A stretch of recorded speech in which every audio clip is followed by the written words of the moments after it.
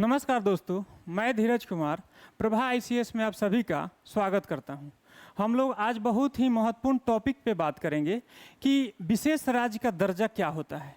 आखिर अभी वर्तमान में आंध्र प्रदेश और बिहार क्यों केंद्र से विशेष राज्य की दर्जा की मांग कर रही है।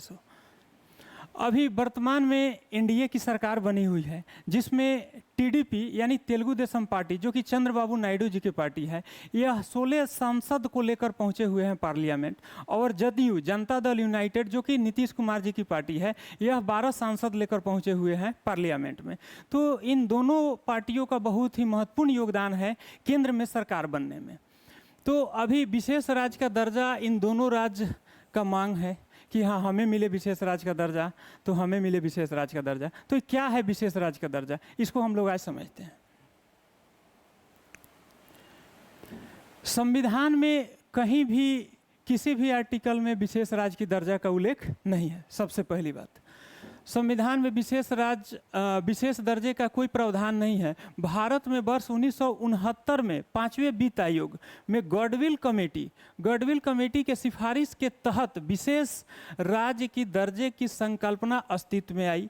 विशेष श्रेणी का दर्जा वाले राज्यों को संघीय सरकार मतलब केंद्र सरकार की सहायता और टैक्स छूट में प्राथमिकता देने की प्रावधान है।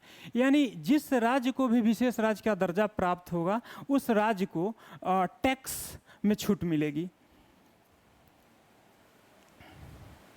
अब इसमें क्या क्या सुविधा मिलती है। अगर किसी राज्य को विशेष राज्य का दर्जा मिलता है तो उसको क्या क्या सुविधा मिलती है, उसको हम लोग एक बार देखते हैं। विशेष दर्जा प्राप्त वाले केंद्र सरकार की योजना लागू करने के लिए 90% धनराशि मिलती है। यानी डेवलपमेंट विकास के लिए उस राज्य को 90% धनराशि केंद्र की तरफ से आवंटित होती है, जबकि अन्य राज्यों में यह राशि 60 से 75% तक मिलती है। यदि आवंटित राशि खर्च नहीं की जाती है तो वह आगे बढ़ जाती है। अब यह क्या है, इसको एक बार समझते हैं। जैसे सपोज डेट 100 रुपया केंद्र की तरफ से मिला, अगर राज्य सरकार 80 रुपया खर्च किया तो फिर कितना रुपया बच गया, 20 रुपया बच गया। तो यह 20 रुपया अगला जो राशि आवंटित होगा 100 रुपया, उसमें ये ऐड हो जाएगा। न कि वित्तीय वर्ष जब समाप्त होगा तो 20 रुपया फिर केंद्र के पास वापस नहीं जाएगा, वही है, समाप्त नहीं होती। सीमा शुल्क, आयकर, कारपोरेट समेत कई करों में छूट मिलती है। अब जिस राज्य को विशेष राज्य का दर्जा मिलेगा तो उस राज्य को सीमा शुल्क, आयकर, कारपोरेट समेत कई करों में भी छूट मिलती है। केंद्र के सकल बजट का 30% हिस्सा मिलती है। अब देखिए, केंद्र सरकार का जो बजट प्रस्तुत होता है उसमें 30% राशि पहले उन्हीं राज्य के लिए रख लिया जाता है जिस राज्य को विशेष राज्य को दर्जा प्राप्त है। फिर जो 70% जो राशि बचता है वो अन्य विकास पे खर्च किया जाता है। पहले किसे मिला विशेष लाभ, पहले किन राज्यों को यह दर्जा मिला, उसको देखते हैं। 1969 में विशेष राज्य के दर्जा का प्रावधान होने पर सबसे पहले जम्मू कश्मीर, असम और नागालैंड को यह लाभ मिला।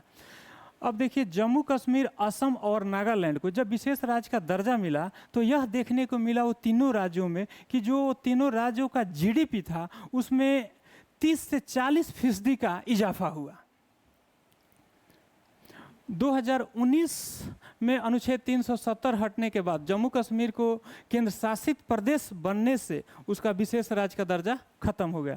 जब 370 हटा जम्मू कश्मीर से तो जम्मू कश्मीर को विशेष राज्य का दर्जा से अलग कर दिया गया। अब कितने राज्य शामिल हैं इसमें, अभी वर्तमान में कितने राज्यों को विशेष राज्य का दर्जा मिला हुआ है उसको देखते हैं। वर्तमान में कुल 11 राज्य हैं इसमें शामिल, जिसमें असम, नागालैंड, मणिपुर, मेघालय, सिक्किम, त्रिपुरा, अरुणाचल प्रदेश, मिजोरम, हिमाचल प्रदेश, उत्तराखंड और तेलंगाना शामिल है। यानी कि 8 पूर्वोत्तर राज्य और इसमें 3 पहाड़ी वाले राज्य शामिल हैं अभी वर्तमान में। विशेष राज्य की पात्रता, अब इसमें विशेष राज्य की दर्जा किन राज्यों को दिया जाएगा, इसका क्या एलिजिबिलिटी क्राइटेरिया है उसको समझते हैं। वह राज्य पहाड़ी राज्य होना चाहिए, दुर्गम भौगोलिक परिस्थिति वाला क्षेत्र होना चाहिए, कम जनसंख्या घनत्व या जनजातीय आबादी, अंतर्राष्ट्रीय सीमाओं से लगने वाले एक रणनीतिक स्थान हो, आर्थिक एवं ढांचागत दृष्टिकोण से पिछड़ा या वित्तीय रूप से अत्यंत कमजोर हो, यानी वह क्षेत्र जो कि आर्थिक रूप से बहुत ही कमजोर है। अब यही समझिए पहाड़ी और दुर्गम भौगोलिक क्षेत्र। अब जो पहाड़ी राज्यों में विकास कैसे हो पाएगा, वहाँ एग्रीकल्चर कृषि आपको करना है तो ना बिजली पहुँचेगी ना पानी पहुँचेगी, तो विकास ऑलरेडी अवरुद्ध हो जाएगा वहाँ। इतनी मदद बढ़ी, यानी जिन राज्यों को विशेष राज्य का दर्जा मिला उसका क्या हुआ सो देखिए। 14वें और 15वें वित्त आयोग की सिफारिशें और योजना आयोग के विघटन के बाद विशेष श्रेणी के राज्यों को दी जाने वाली वित्तीय सहायता को अलग तरीके से शामिल किया गया। वित्त आयोग के सिफारिशों के अनुदान राज्यों के दी जाने वाली यह राशि 32% से बढ़ाकर 42% कर दी गई है। अभी वर्तमान में 32% से बढ़ाकर यह धनराशि 42% कर दी गई है। आंध्र प्रदेश और बिहार को क्यों नहीं मिल रहा विशेष राज्य का दर्जा, ये बहुत ही महत्वपूर्ण है। आखिर आंध्र प्रदेश को और बिहार को क्यों नहीं मिल रहा है विशेष राज्य का दर्जा। सो देखिए, विशेष राज्य के दर्जा पाने में जो पात्रताएं हैं वह दोनों ही राज्य पूरी नहीं करते। वित्त आयोग भी इन राज्यों की मांगों को ठुकरा चुका है, यानी ये दोनों राज्य बिहार और आंध्र प्रदेश बहुत पहले से ही विशेष राज्य की दर्जा की मांग कर रही है, लेकिन वित्त आयोग इन राज्यों की मांगों को ठुकरा चुका है। अब आगे क्या होगा, तो क्या अगर इन दोनों राज्यों को केंद्र सरकार ठुकरा दिया है तो क्या आगे इन दोनों राज्यों को विशेष राज्य का दर्जा मिलेगा कि नहीं, वो देखते हैं। 15वें वित्त आयोग के चेयरमैन NK सिंह की किताब, एक उनकी बहुत ही फेमस पुस्तक है प्रोटेस्ट ऑफ पावर के अनुसार यदि केंद्र सरकार चाहे तो किसी राज्य को विशेष श्रेणी का दर्जा दे सकती है और 16वें वित्त आयोग को सिफारिश की जा सकती है। हालांकि आंध्र प्रदेश को विशेष पैकेज के तहत मदद दी जा रही है। आंध्र प्रदेश को विशेष पैकेज केंद्र की तरफ से अनुदान राशि मिल रही है, लेकिन बिहार को अभी विशेष पैकेज नहीं मिल रही है। तो इसमें अगर केंद्र सरकार चाहे तो एक अपना कमेटी गठित कर इन दोनों राज्यों को विशेष राज्य की दर्जा अगर देना चाहे तो दे सकती है, उनके पास ये अथॉरिटी है। तो बिहार और आंध्र प्रदेश दोनों राज्य मजबूती से केंद्र से मांग कर रही है कि हमें विशेष राज्य का दर्जा मिले। तो यही रहा आज का टॉपिक।